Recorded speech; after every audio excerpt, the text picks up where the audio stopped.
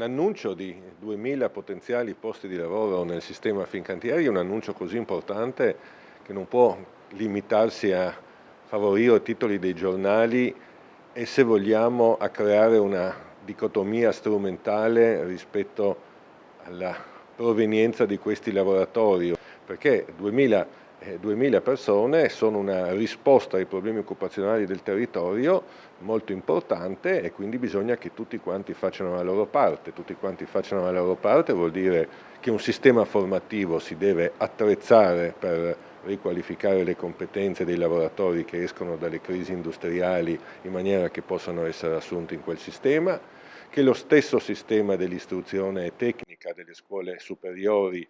deve avviare percorsi che favoriscano in qualche modo la fornitura a Fincantieri di tecnici. Vuol dire anche che Fincantieri, quando parla di 2000 persone, di cui l'80% sarebbero non nell'azienda Fincantieri, bensì nelle aziende della filiera, deve in qualche modo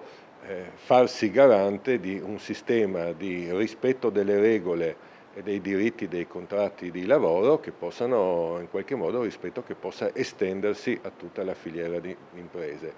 Ce n'è insomma di argomenti per un grande accordo strategico che impegni la Regione, che impegni l'azienda, che impegni il sistema delle scuole della formazione professionale e che impegni anche le organizzazioni sindacali. In questo senso vanno le nostre considerazioni di oggi. Ecco, non vorremmo che questa cosa rimanesse in qualche modo un titolo, una provocazione. Se Bono lo dice è perché questa è una prospettiva seria, ma questa prospettiva seria richiede un lavoro da parte di tutti, un'assunzione di responsabilità da parte di tutti, azienda compresa.